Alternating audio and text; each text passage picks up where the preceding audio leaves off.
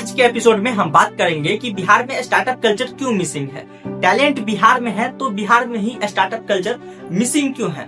दोस्तों एक सवाल है आपसे, अगर बिहार में कोई लड़का या लड़की घर में बोले कि मुझे स्टार्टअप शुरू करना है तो सबसे पहले जवाब क्या मिलता है? पहले नौकरी ढूंढो, सरकारी नौकरी की तैयारी करो, बिजनेस सबके बस की बात नहीं है। यही है असली सच। बिहार में टैलेंट की कमी नहीं है, यहाँ दिमाग भी है, मेहनत भी है और आइडियाज भी है। लेकिन फिर भी सवाल वही है कि स्टार्टअप कल्चर आखिर क्यों नहीं है। क्यों बिहार का यूथ दूसरे राज्य में जाकर कंपनीज बनाता है लेकिन अपने स्टेट में नहीं। आज की इस वीडियो में हम वही सच खोलने वाले हैं जो शायद किसी ने इतने सीधे तरीके से नहीं बताया होगा। अगर आप यूथ हो, कुछ बड़ा करना चाहते हो या बिहार के फ्यूचर को समझना चाहते हो तो यह वीडियो अंत तक जरूर देखना। सबसे पहले एक बेसिक बात समझते हैं, स्टार्टअप कल्चर आखिर होता क्या है।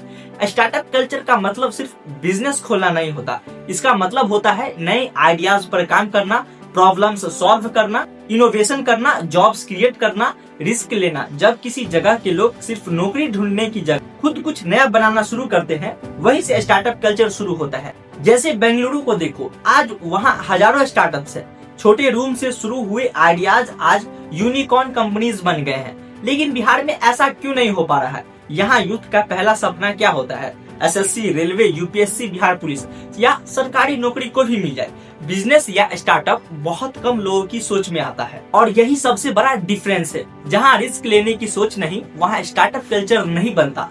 अब आते हैं सबसे बड़ी प्रॉब्लम पर, और वो है माइंडसेट। बिहार में बचपन से क्या सिखाया जाता है? सेफ करियर चुनो, रिस्क मत लो, जॉब सिक्योर होनी चाहिए। क्योंकि कोई नहीं कहता कि नया ट्राई करो, बिजनेस शुरू करो, फेल्योर से सीखो। यही माइंडसेट आइडियाज को मार देता है। कितने टैलेंटेड लोग होंगे जिनके पास अमेजिंग आइडिया होंगे, लेकिन सोसाइटी का प्रेशर उन्हें रोक देता है। लोग क्या कहेंगे, पैसा डूब गया तो क्या होगा, घर वाले क्या सोचेंगे, और आइडिया दिमाग में ही खत्म हो जाता है। स्टार्टअप की शुरुआत पैसे से नहीं, सोच से होती है। अब मान लो कि माइंडसेट स्ट्रांग है, आइडिया भी है, तो अगला सवाल है कि पैसा कहाँ से आएगा। यही सबसे बड़ा इशू है। बिहार में इन्वेस्टर्स बहुत कम है, एंगल फंडिंग नेटवर्क वीक है, सीड इन्वेस्टमेंट कल्चर लगभग जीरो है। अगर कोई यूथ स्टार्टअप शुरू करना चाहते हैं तो उसके पास ऑप्शंस क्या है? फैमिली सपोर्ट, पर्सनल सेविंग, मुश्किल बैंक लोन। लेकिन स्टार्टअप को लोन देना बैंक्स भी रिस्की मानते हैं, इसीलिए बहुत सारे आइडियाज फंडिंग के बिना खत्म हो जाते हैं। बिना फ्यूल के गाड़ी नहीं चलती और बिना फंडिंग के स्टार्टअप नहीं चलता। स्टार्टअप अकेला इंसान नहीं बनाता, उसे इकोसिस्टम चाहिए। मतलब मेंटर्स चाहिए, एक्सपीरियंस फाउंडर चाहिए और नेटवर्किंग इवेंट्स चाहिए, और साथ ही को वर्किंग स्पेस चाहिए। स्टार्टअप हब बेंगलुरु, हैदराबाद, पुणे जैसे सिटी में ये सब मिलता है, लेकिन बिहार में बहुत लिमिटेड एक्सपोजर है। जब आसपास स्टार्टअप फाउंडर ही नहीं होंगे तो इंस्पिरेशन कहाँ से आएगी? जब मेंटर्स नहीं होंगे तो गाइडेंस कौन देगा? एक इंसान स्टार्टअप नहीं बनाता, पूरा इकोसिस्टम बनाता है। अब एजुकेशन सिस्टम को देखो, स्कूल और कॉलेज में क्या सिखाया जाता है? एग्जाम क्लियर करना, मार्क्स लाना, नौकरी पाना। लेकिन क्या कोई सिखाता है कि बिजनेस मॉडल क्या होता है, स्टार्टअप कैसे रजिस्टर होता है, फंडिंग कैसे उठाते हैं? नहीं।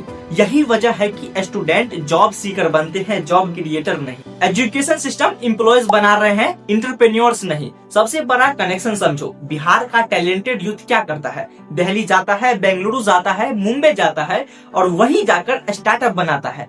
मतलब टैलेंट है लेकिन प्लेटफॉर्म बाहर मिलता है, इसीलिए ग्रोथ भी बाहर ही होती है। और ये सब का निष्कर्ष निकल के जो आता है, टैलेंटेड बाहर जाकर चमकता है क्योंकि यहाँ प्लेटफॉर्म नहीं है। सबसे डेंजरस चीज जो है फेल्योर का डर। बिहार में सोसाइटी फेल्योर को लर्निंग नहीं मानती। अगर कोई फेल हो गया तो लोग मजाक उड़ाते हैं। यही चीज लोगों को कोशिश करने से पहले रोक देती है। अब सवाल सॉल्यूशन क्या है? सबसे पहले माइंडसेट बदलना होगा।